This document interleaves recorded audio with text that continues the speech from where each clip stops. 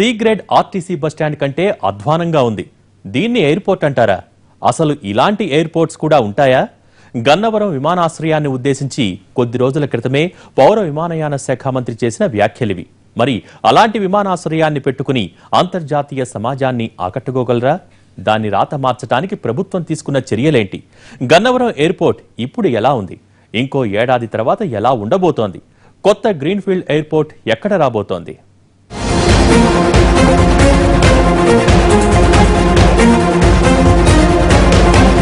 Airport విదేశాల నుంచి రాష్ట్రానికి వచ్చే వాళ్లకు గేట్వే. ఎయిర్పోర్ట్ పెట్టుబడిదారులు మన గడ్డ మీద అడుగు పెట్టగానే తొలి అభిప్రాయం కలిగించే ప్రదేశం.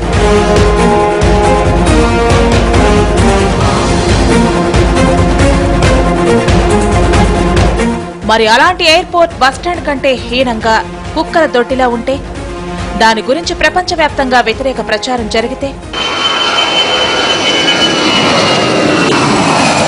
మన గురించి మన పరిస్థితుల గురించి అంతా తెలిసిన మన మంత్రికే నచ్చని విమానాశ్రయంలో దిగడానికి ఫారిన్ టూరిస్టులు అసలు ఇష్టపడతారా?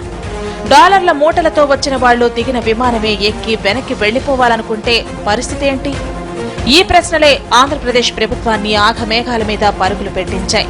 విమానాశ్రయంలో మౌలిక సదుపాయాలు కల్పించాల్సింది కేంద్ర ప్రభుత్వ సంస్థ ఎయిర్ ఫోర్స్ అథారిటీ ఆఫ్ ఇండియానే అయినా పౌర విమానయాన శాఖ మంత్రి ఆంధ్రప్రదేశ్ కు చెందిన అశోక్ గజపతిరాజే గనక పని తేలికైంది. గన్నవరం విమానాశ్రయం ఆధునికీకరణ పనులు పరుగులు పెడుతున్నాయి.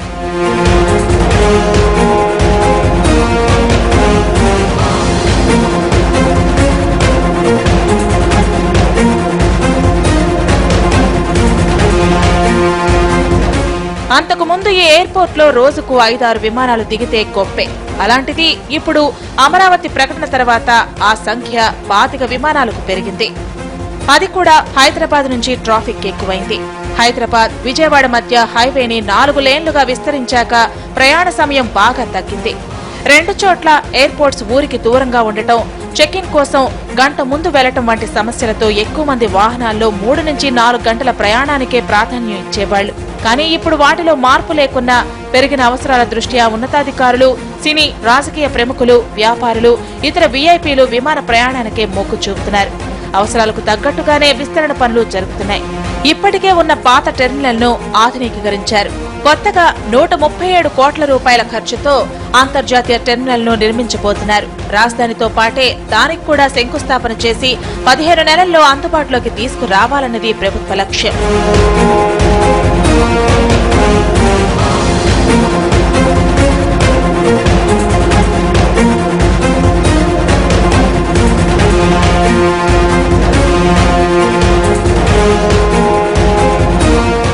గన్నవరం ఎయిర్పోర్ట్ లో ప్రస్తుతం ఉన్న రన్వే చాలా చిన్నది.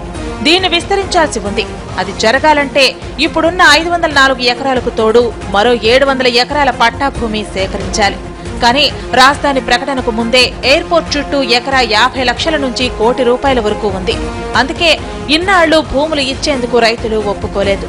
కానీ రాజధాని భూ సమీకరణ పుణ్యమా అని ఈ సమస్యకు పరిష్కారం దొరికింది. అమరావతి కోసం భూములు ఇచ్చిన రైతులకు లాగే ఇక్కడ వాళ్లకు కూడా రాజధానిలో నివాస, వాణిజ్య స్థలాలు ఇచ్చేలా ఒప్పందం కుదిరింది. దీంతో లైన్ క్లియర్ అయింది. మొత్తం 1300 ఎకరాల్లో ఎయిర్పోర్ట్ ను అభివృద్ధి చేసి ప్రస్తుతం ఉన్న గ్రేడ్ 3 నుంచి గ్రేడ్ 2 పరిధిలోకి తీసుకురావాల్సి ఉంది. అప్పుడే అంతర్జాతీయ సమాజం కంటికి ఆనుతుంది.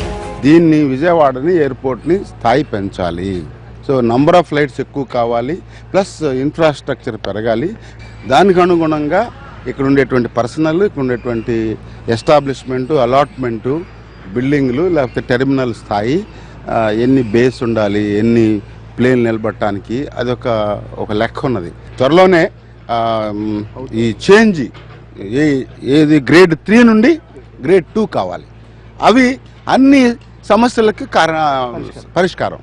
ఇక చిన్న చిన్నవి చెప్పాల్సిన పని లేదు, మొత్తం కూలంకషంగా మారిపోతుంది. ఇప్పటిదాకా ఏ సౌకర్యమూ లేని ఎయిర్పోర్ట్ లో ఇక నుంచి 5G వైఫై సేవలు అందబోతున్నాయి. ఓ ప్రైవేట్ సంస్థతో కలిసి BSNL ఈ ఏర్పాట్లలో ఉంది. డిపార్చర్ లాంజ్ లో వెళ్లిపోయి ప్యాసింజర్స్ కి వాళ్ళు వెయిటింగ్ టైంలో వైఫై వాడుకునేందుకు carrier grade 5G WiFi services